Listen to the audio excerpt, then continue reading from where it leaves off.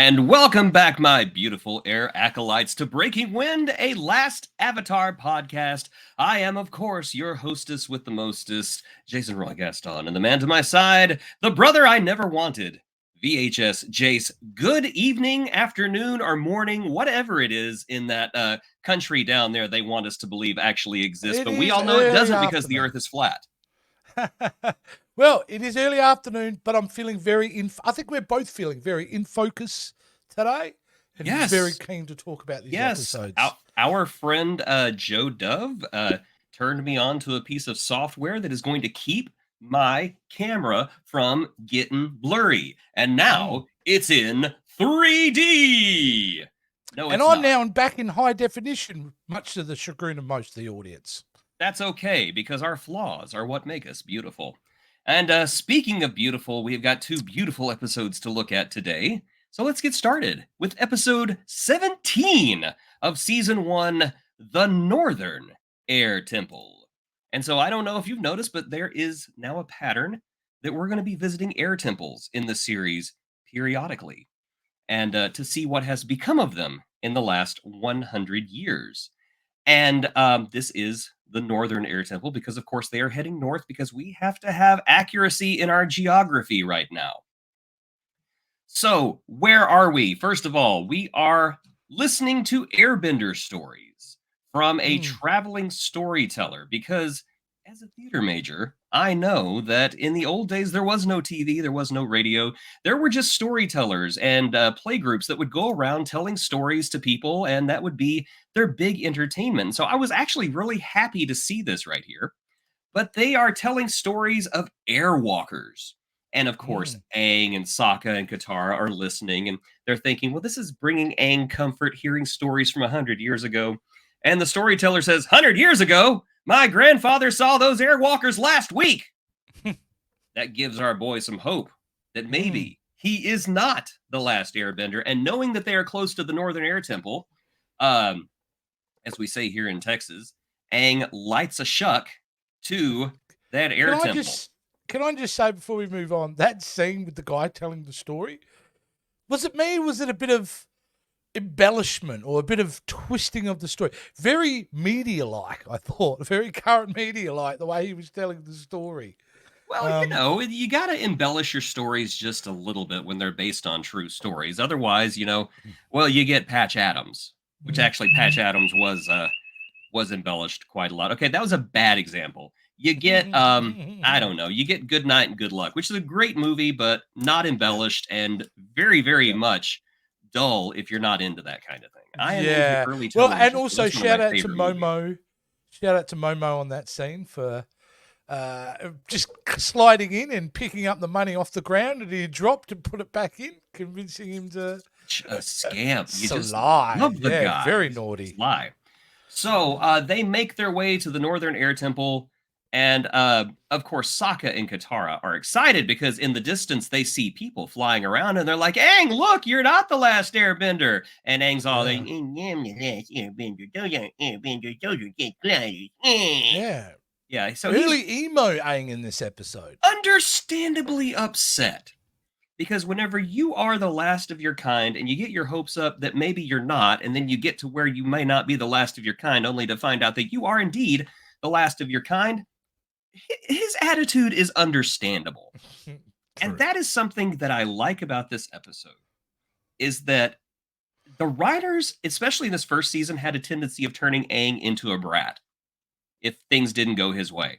But things not going his way in this episode puts him into a sour mood, but you understand why. And the episode is wise enough to give us a reminder every once in a while why this is something that Aang does not think is okay. And Yeah. you understand his attitude. You understand what these people have done inadvertently, but what they have done. Yeah. You know, one of the great things I've found watching this season so far, especially around Aang, is that the writers are not afraid to write him young. Like, it's the little nuances, it's the emotional swings in the series that we've seen from our three main characters, which makes it so relatable and so, I don't know, real. Like that, some days they're just in bad moods. Some days they're happy. Some days they're foolish. I'm going to Kids. say something kind of, I don't know if this is a controversial opinion, but if Aang had been an adult, if he had been 32 instead of 12, he would have acted the same way in this episode. And we'll get into that here in just a minute. But anyway, Aang is, of course, disturbed and disappointed to find a bunch of normies using gliders around his beloved Northern Air Temple. Mm. But he joins them in the air anyway and I love flies that with shot them. It is such a great shot, especially the still picture really doesn't do it justice because because it's they're just, twirling, aren't they? They're yeah, they are spinning. twirling with each other. They're flying in formation. This is Yeah. Teo. He's the son of the main inventor that has taken up residence in the Northern Air Temple. A couple of things I like about Teo is that I often hear people who complain about inclusion and diversity say, "Well, it's just done without any kind of service to the story." I completely disagree in this case because Teo 100%. he's disabled. He's in a wheelchair. They only mention his injury once whenever his father recounts the story of how they came to the air temple. After that, it's never mentioned again. But it still I love services the that. story because that's why this place is special to Teo. And this is why it's Mm. a place that he is going to fight to protect because this is the one place that he can move unimpeded. And I really like how they show that, but they don't hammer you over the head with it like you're an idiot and you can't understand it. It's a big plus for this episode. I picked up on that straight away. I'm like, oh wow, yep. They address it. He's disabled. They mention it, but not only that, it's a key point of why this place even exists. So it's not trying to, it's not a story of him overcoming his disability. It's a story of adaptation in many ways. Because in my opinion, Wonderfully done. he has overcome his disability. Well, in one way, yeah, but not in a traditional kind of Hollywood kind of way. They've gone, yes, they've overcome it in a way that, yeah, like you said, they're not hammering you over the head that, look, there's a paraplegic here. No, it's just matter of fact in the sense of for that character. I don't even see that character being the traditional Hollywood type of stereotype with him feeling bad about himself. Not No, at all. never once Not does once. Teo say, "Yes, Oh, nobody woe is me. understands how hard it is for me here being in this wheelchair." No, he's just okay. First of all, this picture right here captures who he is right there. Yeah. He is happy. He is content. He He's a has fan. adapted. He's a fan. He's a fanboy, and that's what I love. Whenever Yeah. he first meets Aang, he's like, "Oh my God, you're the Avatar!" Exactly. He's like he's like the guy who Yeah. who screams in the background and foams in the mouth.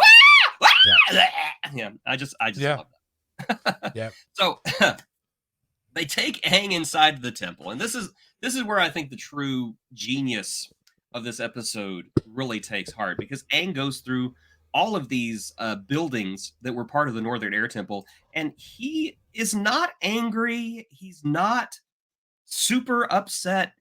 You can just tell he's bothered because his air temple has been adapted and changed, and now there's pipes everywhere. At one Yeah. point, he sees a mural and he says, "This was the history of my people," and there are Yeah. just pipes going through it. Yeah. The Now, lack of respect for it, I absolutely get where he's coming from. And absolutely justifies his behavior. yes, and his They trashed his his behavior house. his behavior is not that bad, I don't think. He's coming from a very unique point of view because according to the settlers, these airbenders, these air nomads have been dead for a century. This Yeah. this would be like putting up a gift shop next to a temple by Costa Maya and somebody showing up and saying, "I used to live here." And you're like, "These Hmm. temples have been abandoned for 500 years." "I used to live here. There was no snack bar here. What are you doing?" I So, also think of it from the other perspective of Aang. Aang, who one day were trying to escape a place. For him, it would be the next day he woke up in this time zone. yes, So it's maybe been 2 months ago he was there in real time, in his mind, 17 from his episodes, yes. perspective. Yeah. Yes. So, yeah, again, they could have made Aang a brat, but they Mm. didn't. You understand where he's coming from. but you also understand where the settlers are coming from, because that's when we meet Teo's father, Rene Auberjois. Yes, straight away. Returning in a much better episode, I will add. I actually really liked this character. I thought he was great. He's You know, complex, he's though. not. He's very complex. Everybody in this episode is complex, and that's one of the Yeah. reasons why I actually think this is one of the best episodes of the first season. I wouldn't say Wow. the best, definitely top 5. Mm. But Teo's father, Rene Auberjois, I never learned the character's name. I was just like, it's Rene Auberjois. R.I.P. Rene, we miss you. Aang shows up just in time to see Rene Auberjois destroy a sacred part of the temple for a bathhouse, and that's when Aang finally loses it, because he sees a head goes off of the statue. Again, it's a believable reaction, because Can I just he's yeah. Go ahead. It's okay. like Interrupt in me. that moment though? In that moment though, Aang for the first time I felt was dangerous. Like he's been Yeah. dangerous, but in that milliseconds of watching it, I'm going, he is capable. If he really loses it, everybody's in a big bit of little trouble. Like he is one guy you do not want to see crack. No, And he's no, and kind of he's getting there. in that realm. He's very serene through this episode, but he's there. He's ready to just go waylay on Rene Auberjois and just end him right But there. it just gave me a good reminder that how powerful Aang is. Just that little moment. Yes. You know? It's here though that Rene Auberjois, R.I.P., tells us that I did not even write down this character's name. I don't remember it. I just have Rene Auberjois every time he shows up. That's how much we love Rene Auberjois and how much we miss the man.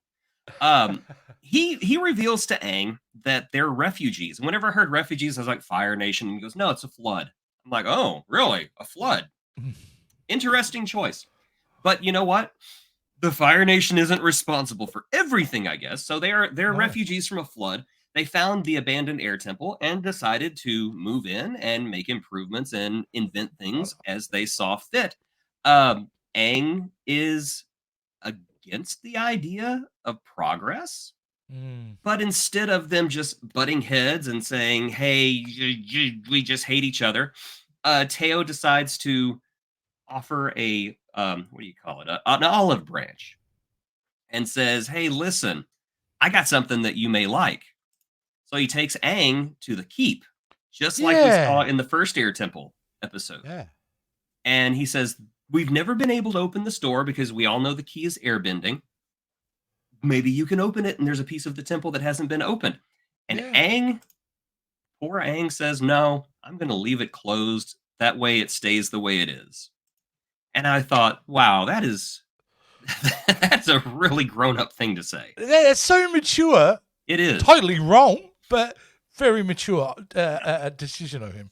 Well, to me, it's like an internal compromise. He's accepting the reason why the Northern Air Temple was altered, but he wants this one room left alone. Have you seen Beetlejuice? Of course. Okay, that's a stupid question. Everybody's seen Beetlejuice.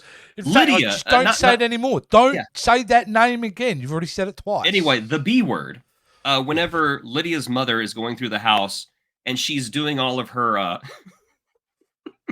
Sorry, I've got some issues with Beetlejuice. When she's going through the house making all of her changes, and the child predator jumps in front of his office and says, "No, this is my room. You can't mess up my room."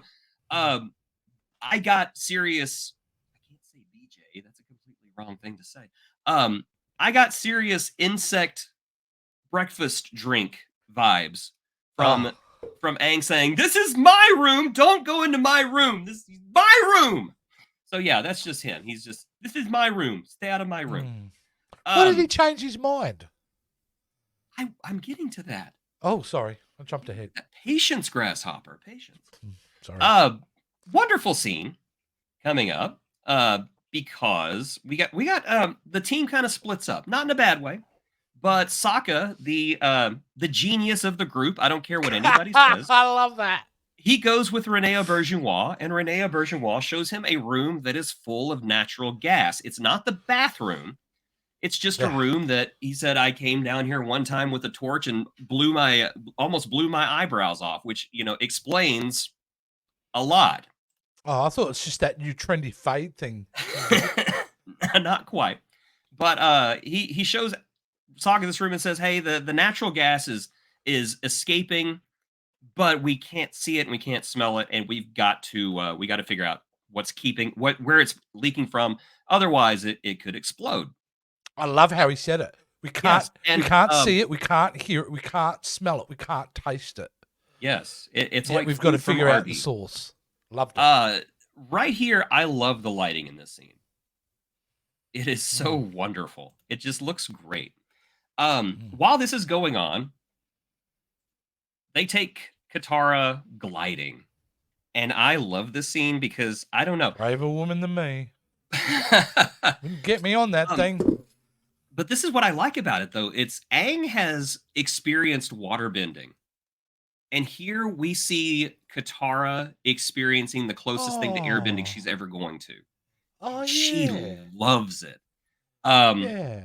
He was able to give something back. Yeah. It's lovely. Teo has given Katara this wonderful gift, and so Aang says, "You know what? You have the spirit of an airbender. I'm going to open up that room so you can see what's in there because you're a fan, and because you're a fan of me, I'm going to do something for you." Yeah. 12-year-old, it's fine. He's 12. So Aang goes down to the keep with Teo and Katara and uses his airbending to open up the big door, the big blowy horn door.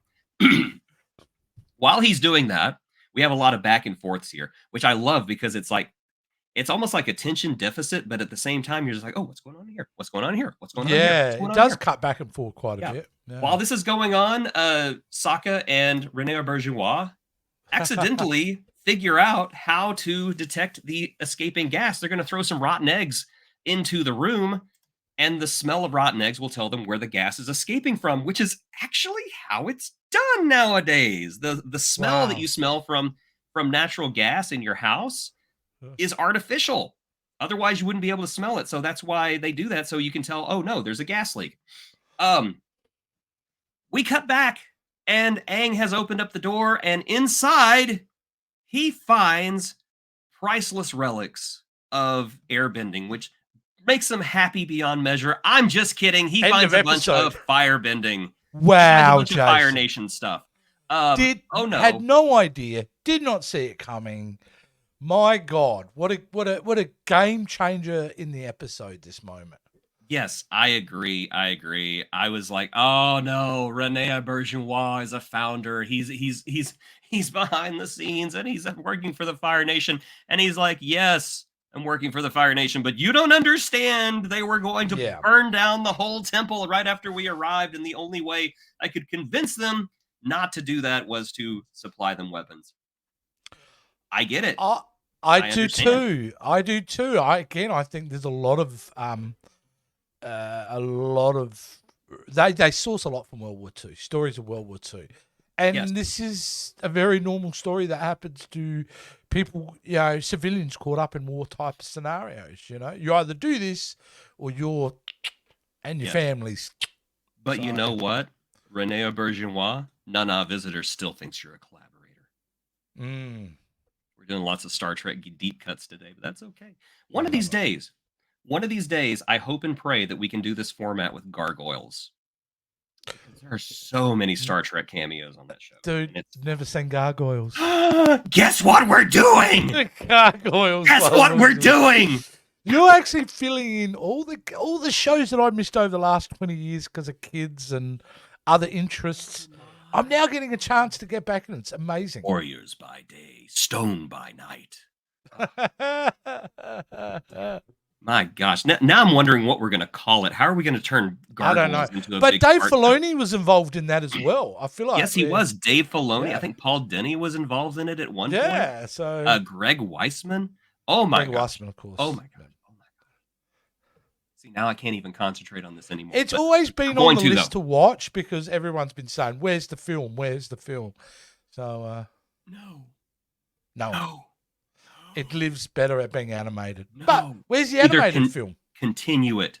It needs to be continued. We need a season 3 because there never was a season 3. There never was a season 3. Hey, Disney, you're doing X-Men 97 again, so what's the deal? Yes. Yes, I want to know, what do Elisa and Goliath's kids look like? I bet they're ugly. Anyway, let's continue. Yeah. I have no idea where we are. Well, I know. Now I'm just thinking of a name for the Gargoyle show. I was going to call it Getting Stoned, but I don't think YouTube will appreciate that. And I think Stoned AF. We'll workshop it. There's something we might get here a different we'll audience. Maybe so. It's like, dude, Anyway, let's get back to are this. you seeing the flying guys on the building, or is it just me? All right. I'm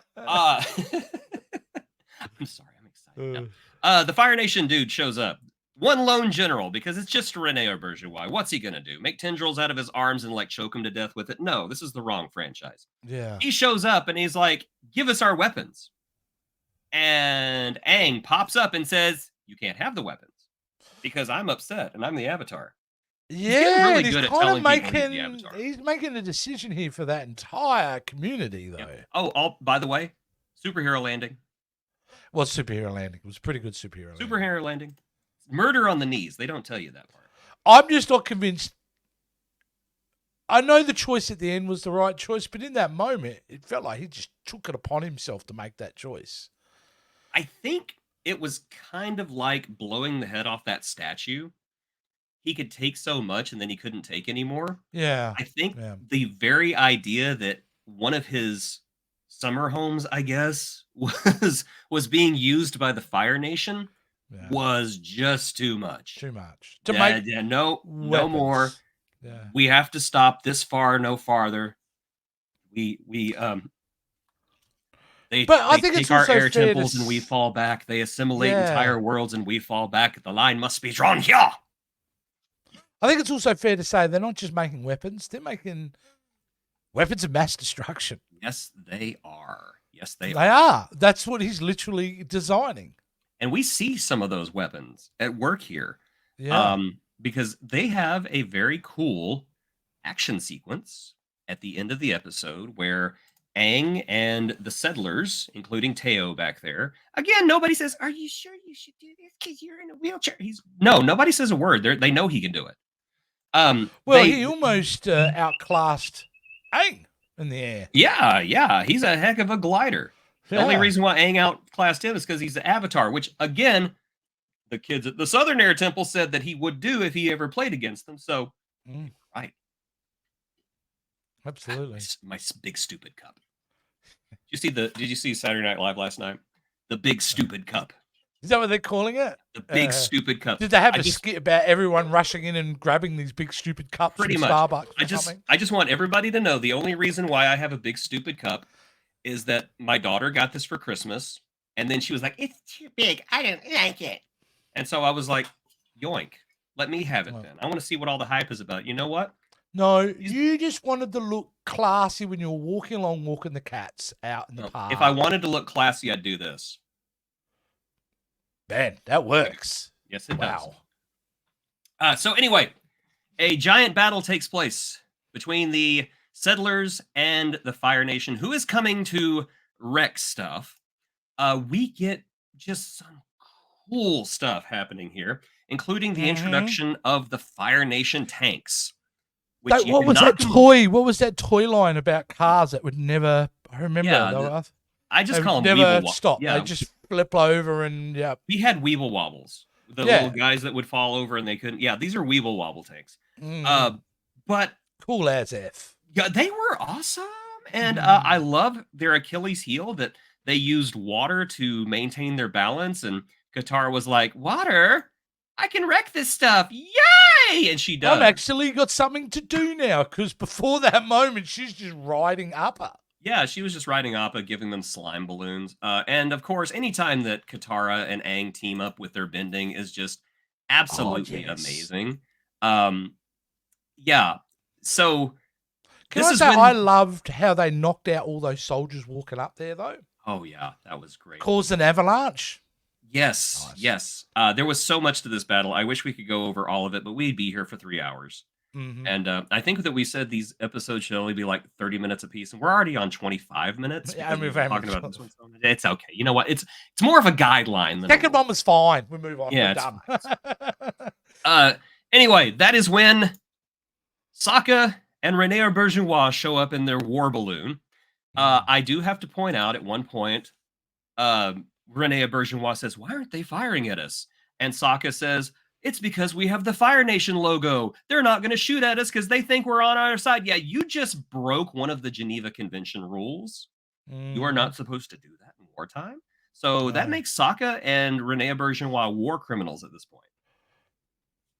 So there If you they go. were living under the Geneva If they Convention, which were, they are if not. they were, if they were, I'm sure that they're probably not at this point, No. because then the entire Fire Nation would be like, everybody would be arrested. So they throw out slime balloons and everything, and just when you think they couldn't do more, they find the leak. They find the natural gas leak, and they're like, "Hey, I know what we can do," and they blow up the Northern Air Temple, and everyone dies. It's a big explosion, and It I is a thought to big myself, explosion. I "Wow, was that's a risk." that's a bit much. But you know, I did see CCTV of a natural gas explosion. I I can't remember where it was. It was a country in Asia. But yeah, the gas exploded, but all of the things on the street, all the cars and everything were fine. It was just like whoosh, and Oh, did everything you was see fine. that where they had a gas leak and it all settled on the roads? Is that Yes, the that's the one? one I'm talking about. Yeah. Yeah, nothing got damaged. Yeah. It was It was just it was pretty visually crazy. stunning. That's all. Yes, thankfully nobody was out walking their dog that day. Otherwise, it would just be like, "No, Sparky's on fire." Maybe for a little bit, but Which the hopefully, smell afterwards. yeah. Burnt Oh, hair. yeah, burned dog hair. Yeah, hopefully none of the Fire Nation were walking their dogs either. No. So to make a long story short, Rene Auberjonois and Sokka escaped the balloon because they had to use their own engine to blow up the natural gas, and they run for it, and they're not captured. I'm sorry, they're captured by Aang, of course, who's on their side. And Aang decides, you know what, this progress stuff is not so bad. I think I'm going to allow you to stay here in this home I haven't been at in like 100 years. You have my permission to stay here. Thanks, That's Aang. the key word, allow. Yeah, I'm going We to don't allow want you. to. We don't really want to say it, do we? But he's allowing it. Yeah. Let's just leave it at that. Yeah. And just when we think it's a happy ending and everybody's fine and nothing could go wrong, something goes wrong because the Fire Nation found the war balloon. Yeah. And even though they have suffered a defeat, this war balloon will usher in a new age of Well, victory that for the technology Fire upgrade Nation for him. and fade to black and Yeah. that's the end credit scene. That's The end credit the music. music. But yeah, a great episode. Overall, Oh. a fantastic episode. It is. That's the thing I Brought a love lot to about the the end of table. this season is that you just have bangers one after the other after the other, and it just keeps getting better and better and better, which takes us in to season 1, episode 18, The Waterbending Douchebag. Yeah. Master. Waterbending Master. Sorry, that was a that was a slip of the tongue. So we begin this episode with Appa getting attacked by waterbenders, which, first of all, the audacity. How dare you? Secondly, this can only mean that it is near the end of their journey because they have encountered the Northern Water Tribe, which is where they've been trying to go for the entire season. So I have to admit, they got there a little faster than I thought they would, because I was like 3 episodes in. Oh no, they have one more adventure and then we got the two-parter. Nope, we're there now. Awesome. That works for me. Yep. So no, I'm happy with that too. I mean, yeah. So, but also speaking of just utter disrespect, Admiral Douchebag is back. He has surmised where Aang is going. He knows that Aang is heading for the Northern Water Temple. And so he boards Zuko's boat and says, "I'm taking your crew." And speaking of disrespect, he interrupts Iroh's song. First of all, Yes. how dare you? Out of all of the horrible things that Admiral Douchebag has done this season, that is the worst so far. 'Cause, yeah, that was This a is like beautiful tone. Spaceballs, that scene from Spaceballs. We've got a waterbending douchebag. Everyone's a douchebag. Yes. How many douchebags we got on the ship anyhow? Yo! I knew it. I'm surrounded by douchebags. I love Mel Brooks. Oh my god. Sorry. I hope he lives longer than I do. I love that man. So they take our friends to the Northern Air. Oh my gosh, no, not the Northern Air. The Northern Water Tribe. First of all, it is somewhat of an upgrade from the Southern Tribe because this is a little bit. mansion. Yeah, this is a mansion. The Southern Water Tribe is like Trailer Park Boys. This is Yeah. I don't want to say the Beverly Hillbillies. This is more like 90210. You know, Northern Water Tribe, Southern Water Tribe. There is a Well, look at bit the of a aqueduct discrepancy. system alone. Oh, it's fantastic. You can just see Aang like, oh, wrong picture. Here we go. You can see Aang like, look at these aqueducts. They're amazing. They are. I'm impressed. They are. I have to say, Yeah, really and good. I love how they use waterbending to get people inside, and it's just fantastic. I love the world building of this series because they world build as they tell the story. They don't world build and then they tell the story. It just unfolds so organically. And speaking of unfolding organically, yes, okay. Sokka sees a pretty girl and he's immediately smitten by her. Oh, I love this whole storyline. Those are some. He's having some impure thoughts right now, and I'm very uncomfortable about that. This episode turned into half John Hughes film. And I was in for it. I loved it. It did. Oh my gosh. Yeah, he's got it bad. He's doing a little bending of his own at this point. You know, not really, you know, voluntarily, but it's happening. But again, kind of it is a, what do you call it? Where something happens that you don't expect is going to happen. I'm having a brain fart right now, and I'm looking very spontaneous, foolish. unexpected. It's unexpected because you think that they're going to be met with suspicion and everything, but no, the Northern Water Tribe welcomes them with a ceremony and a feast. And yeah, they are very in the beginning hospitable. Look at Appa back there. Look how happy my boy is. He's just back there, just gorging himself, and I just love it. If Momo goes down there and tries to get an apple, Momo's gonna die. That's just Momo's gonna be used as a toothpick. He is. But this is where we meet Master Paku, from now on known as Master Dealweed. He is the waterbending master of the tribe, and of course, he is the one that Aang is like, that's the man who's going to train us, Katara. Which is fair. That's fine because you want to be trained by the best, and he is the best. And then we get, in my opinion, one of the most adorable scenes in Avatar ever, and that's Sokka flirting because he's so bad at it, and it's because Katara's next to him, like doing the typical sister things, like smooth, very smooth.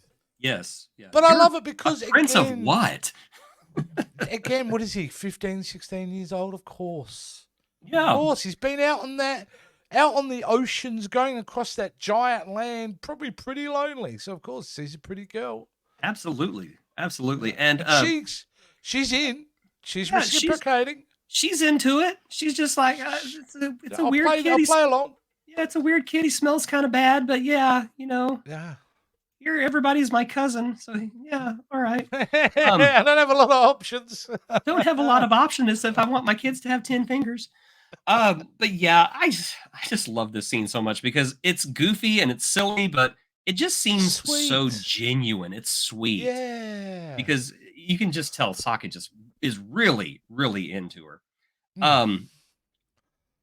And of course, Master Dillweed says that he will train Aang. And speaking of which, another one of my favorite scenes of this episode is when Admiral Douchebag comes on Zuko's ship and tells him, I'm taking your crew. Yeah. I'm taking your crew. There's nothing you can do about it. And then on the wall, he sees, and I love the look on his face because it's so understated, but right there, he figures it out. He figures it out. He's like, oh, I didn't know you were skilled with the double swords. And Yeah. it's just, yeah, I think even Zuko knows he's screwed at this point. It's like, Yeah, I think Zuko knows that he knows because yeah, they from that moment they cut to Zuko. Zuko's right. He's staring. Yeah. So, but yeah, they play the game. They have to they play. do. They play the game. Admiral Douchebag leaves, and Zuko's just like, oh god. At least he didn't find the mask. Mm, Gosh, if he'd done that, he'd have blown me up. mm. Um, And yeah, but he's yeah. Zuko as they've gone along. I found him. The more I've got to know him, I just consider him a scared child. That's how I look at him a lot now. It's just like you're lashing out because you're afraid, and that's what really sticks out from him at the moment. Yeah. I completely agree, and I'm saying that as somebody who's seen this is like my fourth time watching this series because Mm, this is probably my favorite animated series of all time, and it's just the character development that happens for Zuko over the next two seasons after this season's over with is just fan-damn-tastic. mm. Um, but things are not fan-damn-tastic at the Northern Air. Oh my god, the Northern Water Tribe, because Aang shows up with Katara. It's like, hey, we're here to train. Mm. And Master Dillweed is like, I don't train girls. Girls are icky. Girls are gross. Girls have cooties. And Oh. Katara's like, I don't have cooties. But she does. Yeah. She does have cooties. So he refuses to train her. And Aang, to his credit, says, well, if you don't train her, you don't train me, and walks Fantastic off. move. But Katara stops him, and again, in a wonderful show of maturity, says, Mm. no, your training is too important. I will leave, and you train with Master Dillweed. Um, Loved that scene. It was great. And of course, we have another adorable scene because Sokka comes across Yue one more time. Oh, And it's I just love like, that. hey, hey, hey, hey. He's trying to Do you bring have in the the smolder image? here. Do you have the Um, image of the end of that scene, which I I laughed at? I did. There is so much. I don't want to give anything away, but there is so much foreshadowing in that scene and in another scene about. I have no idea. I know, and I'm not going to give anything away, but No. I didn't really even notice it until this watch through. But I was like, oh hey. Um, Okay. but yeah, there is a lot of foreshadowing. And speaking of foreshadowing, Admiral Douchebag hires pirates. But Yeah. what could he be hiring the pirates for? I want to That's watch the their real show. question. Where's their animated Dude, show? too. The Pirates of Darkwater. It only lasted like 18 episodes, but it was fantastic. Did you ever watch the Pirates of Darkwater? There's another show we could do. Pirates of Darkwater. This episode, particularly of Breaking Wind, we're actually scheduling the next 3 years of our shows. I know. We're gonna be 60 by the time we get all this. Yeah. So Aang begins his training with Master Dillhole, and it does not go well because he's a very. I'm not impressed with him as a trainer. I'm not. He's a jerk. He's a jerk. Yeah. But Katara goes to healing training because that's all women are allowed to do in the Northern Water Tribe is heal with their powers. But it's there that the Master Healer recognizes the inscription on Katara's necklace and says, "Oh, I know that. That belongs to this woman who was here, your grandmother. Mm. She left like 70 years ago. She was engaged and then she left, and we never even said goodbye to her." Um, Gee, I wonder who she was engaged to. It's the only predictable thing in this episode. Yeah. So we go back to Zuko. Oh, that's that wakes moment. Yep. He realizes Yeah, that. he wakes up and he's just like, yeah, I shouldn't have eaten those jalapeno poppers right before bed. And then, yeah, it's just gone. Yeah, that's the bathroom. Oh, I shot knew he afterwards. shouldn't have eaten those jalapeno poppers before bed. I actually really liked the scene because it was very suspenseful. I'll tell you why I love it, because firstly, he's calling out Zuko for not, looking after himself mentally. You can either you can come for a walk or lay there, whatever you feel is best. Yes. So it's that. So, yeah. And then when he walks off, and I got to admit, I don't really think he was dead. I'm like, No, I never thought he was dead at all because you see him no. form a fire bubble around himself and get I blown out saw the it window. as raising the stakes Oh yeah. for what his relationship with the Fire Nation will be.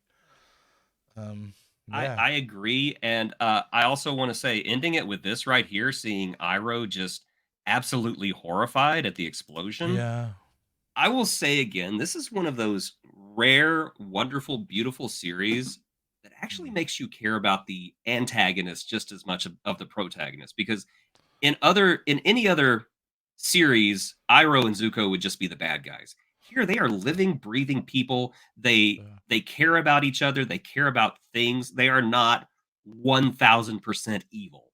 They just No, have a but different agenda. Iroh, more so than any other character, is our way that as an audience we see that. Yeah. Because even though Zuko, became the blue spirit and all that kind of thing. So he's done certain little things, but certainly if it wasn't for Iroh, they would just be pure evil, wouldn't they? You wouldn't be. I don't think I would be more open to considering Zuko's perspective if it wasn't for Iroh there. Yeah, because he is Iroh is. I can't remember if the episode has aired yet. No, it has, where Iroh says, "I went with Zuko to make sure that he did not stray too far into the darkness." Mm-hmm.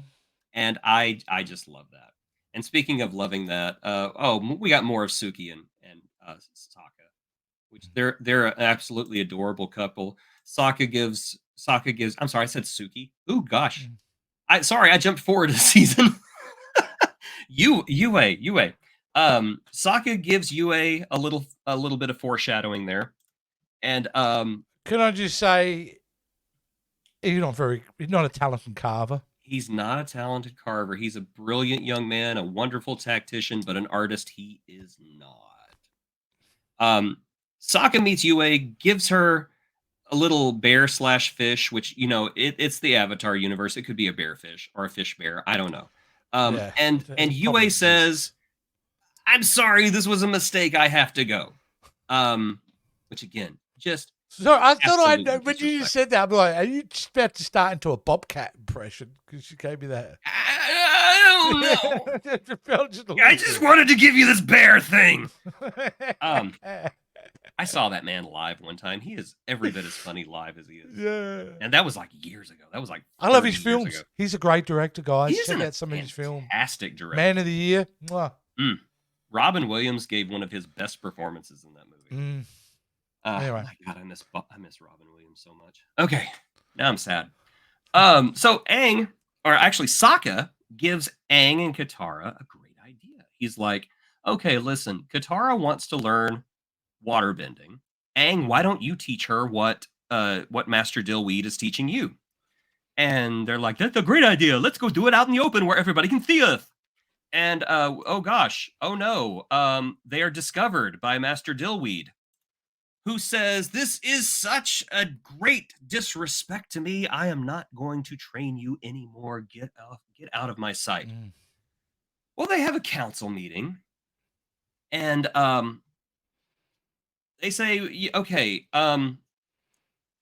Master Dillweed will continue to train Aang, but if and only if Katara apologizes." And Katara says, "Okay, I'm sorry.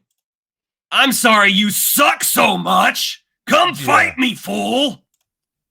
So yeah, Definitely she a hill challenges she him. wants to die on. Which is definitely a Yeah, hill. she's gonna fight this. She's gonna fight an old man, which in any other reality would be like, "Oh my gosh, what a monster." But here, if you fight an old man, you're probably gonna die because old men in this universe will destroy you. Yeah, all old men in this. The older generation's pretty tough. Oh yes, which I love. But we'll get back to that here in just a moment. Because Iroh has joined forces with Admiral Douchebag because he wants to avenge his nephew by helping capture the Avatar. He doesn't know. Really? Because part of me thought that maybe Iroh was like, well, I'm going to play revenge. I'm going to play the game here. I'm going Well, to take yeah, down the people that took down my nephew. I'm just saying what he said. I know who killed my nephew. It was pirates, but I want to help get my nephew his posthumous honor back by He's just helping feeding capture him a the line, Avatar. right? Yeah, he's just yeah, Yep. he's it's like I got some Yeah. douchebag bait here for you. Yep.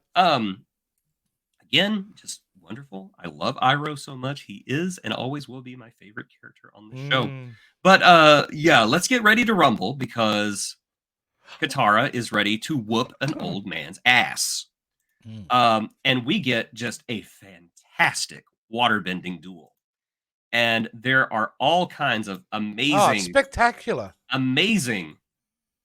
This I is can't my wait to see favorite. the live action, how they do this. I don't think they're gonna match, but this is my favorite right here. It's just Oh, the there's a ice moment when that moment. right I'm so there. glad you got it. That Okay, moment, it's just slowly, because you think if that had hit him on the side of the head, that's cutting half his face off. yeah, he face off. I Yeah. love this shot because it shows he's a little bit worried. Like Yes.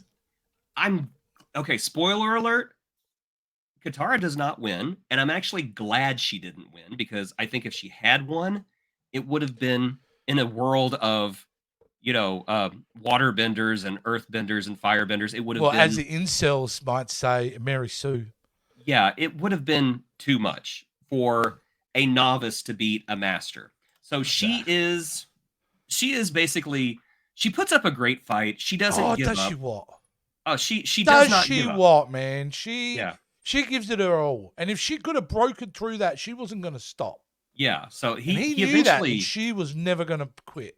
no, that's that he has to pin her because she wasn't going to quit. And again, Mm. she's more talented than what he was prepared for.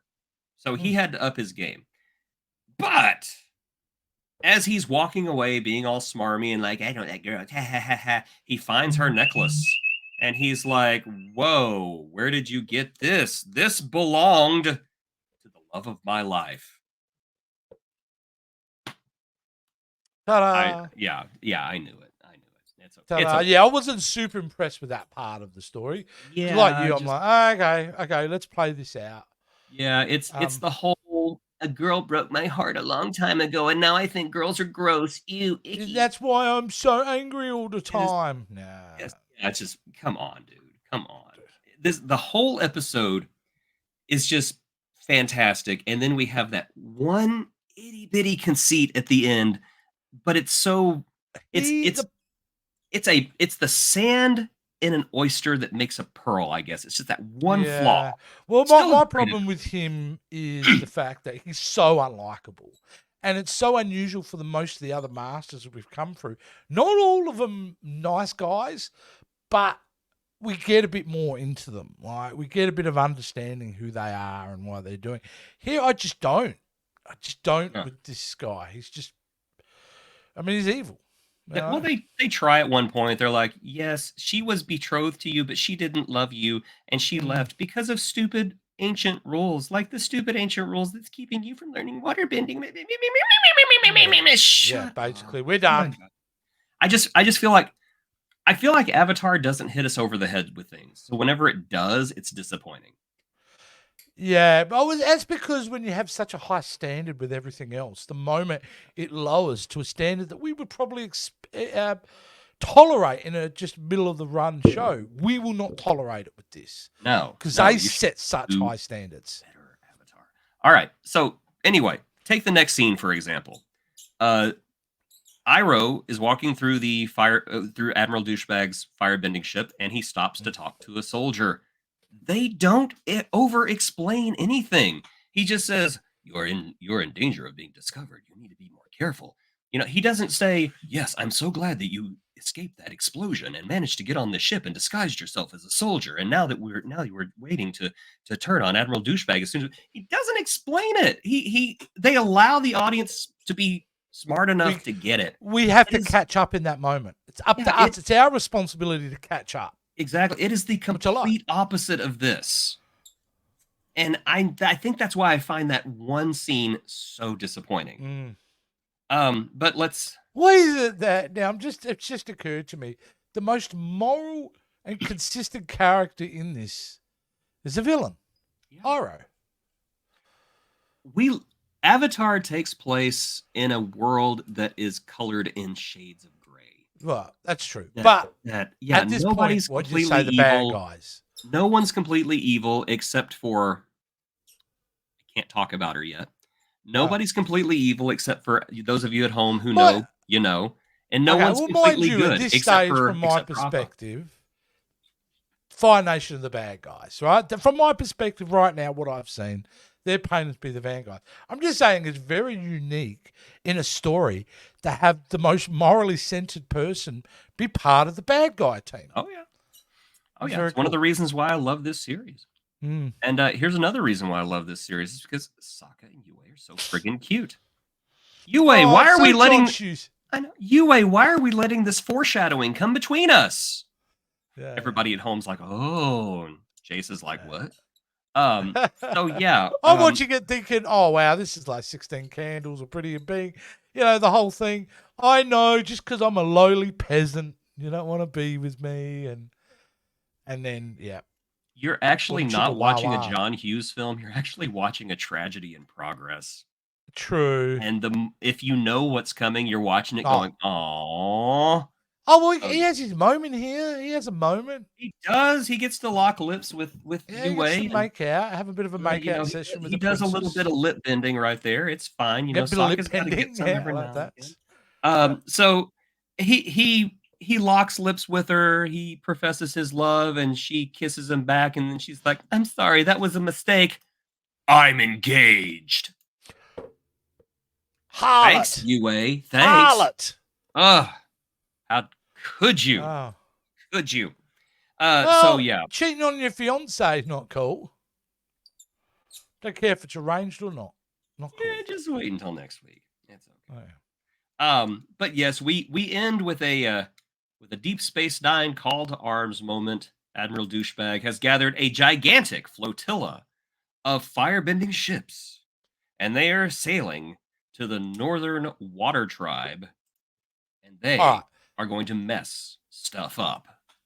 All right, okay. Like, it's been one thing that I've stuck to very diligently, this 2-episode thing. And to this point was easy to do. But this sucked.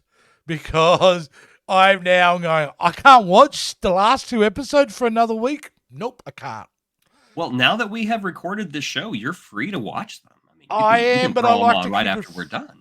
Yeah, actually, I probably will. Probably have to watch it a couple of times because it is the season 5. We're coming up to it, aren't we? I mean, we are at the business end. This is the end. This is the end, my friends. The Siege of the North, Part 1 and Part 2.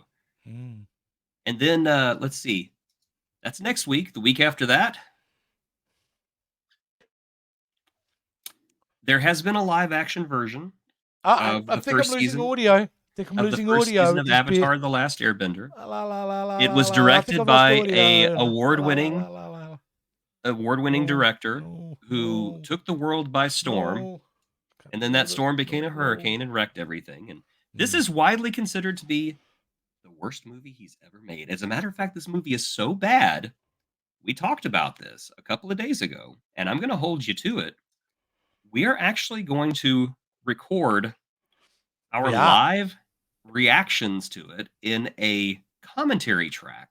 So it'll be an audio commentary track. Yep. And if you want to watch The Last Airbender, M. Night Shyamalan's The Last Airbender, you can play that and play our commentary track right with it, and you can experience the horror and the heart-shattering disappointment of this movie with us. You will be able to absolutely sync it up very easily with your streaming service or DVD player, and listen to our well, essentially my fresh reaction, because I have not seen that movie. I saw a teaser trailer and went, "This is not for me." So I know nothing about this film, and I will say, Jason, what if I'm the only guy who really likes it? We'll see. I just don't think that is possible. I have literally never heard anyone with a positive reaction to this movie. Well, no one. I'm sure somebody out there Well, you exists scared who me a likes bit this movie. because you go, No. it's his worst film ever. And I'm going, but I've seen The Happening. I know. No. I have too. So I it's have too. not good. And I I've seen will say, After Earth. if you've never seen the animated Avatar, you probably don't think that the last Airbender, the live action Last Airbender, is the worst movie ever. It's only after you've seen what he was given and completely shat all over to make his movie. It's excruciating. It's absolutely excruciating. And you know what? It is my pleasure to suffer through pain for all of you. I'm sure it is. I'm sure it is. But that will be in 2 weeks. That'll be fun. That's going to be a hoot. I'm actually looking forward to that. I think you need to watch a bad movie every once in a while because I think you have to be reminded what a bad movie is. Otherwise, you become a snob. You do become a snob, absolutely, and you actually lose sense of what makes a good film. You know, absolutely. So, I do hope you join us next week as we bring an end and put a pin in the first season of Avatar: The Last Airbender with The Siege of the North, Part 1 and Part 2. I am Jason Roy Gaston. You can find me all over the interwebs at that address. Oh, I got a cat on my leg. Ow! Ow, ow, ow. Just enough. She wouldn't be the podcast unless we had Battle Cat attack you. Yes. And I want to jump in your lap, Daddy. Can I jump in your lap? Oh, I'm too fat to jump. I have to climb with full claws. She does not. Here's the harsh reality. She doesn't like you podcasting. That's what the reality She does not. She's never liked my podcasting. Even as a kitten, she would just wreck every podcast we did. Unlike all the wonderful people out there who will like and subscribe and share with everyone, Battle Cat will not. That's true. You know what? I don't see our end card in here anywhere. Oh, we don't have our end card. Let me fix that. So this is what we call in the business stretching. Jace. Absolutely. So let me. Okay, look, I'm bleeding. That is what she just did to me. That is Battle Cat right there. Yep, absolutely. Goodness. Don't you know I'm anemic? Don't do that. She's over there. Just all right. Blood. All right. Okay, so now you can literally say I bled for this show. Yes. I gotta. Oh my God, you did too. Yeah, okay, that's enough. We'll get copyright struck. Who's gonna copyright my blood? My blood is my own invention. They get weird about blood, don't they? Content warning strike. I was just showing the ketchup that I spilled on my leg. No, you are showing the fact that you have a very dangerous feline in that house. A very dangerous feline. Even you are the person that feeds her and cares for her and loves you will turn on you in a dime. That's why I love cats. You monster. No guilt. Absolute monster. No guilt. She looking like she's ready to go round 2 with you too. Oh, she's smirking. Look at that. Yeah, she's enjoying it. She goes, I smell that blood. And it smells delicious. Give me your blood. Yeah. I've made it so I can't put my webcam back on. Oh my gosh. All right, let's end the show. I'm ending the show. Let's end the show. Ow! Man, that is deep. Ow! That's a lot of blood, dude. That's a lot of blood. It won't stop bleeding. She's like hit a major artery or something. Ow.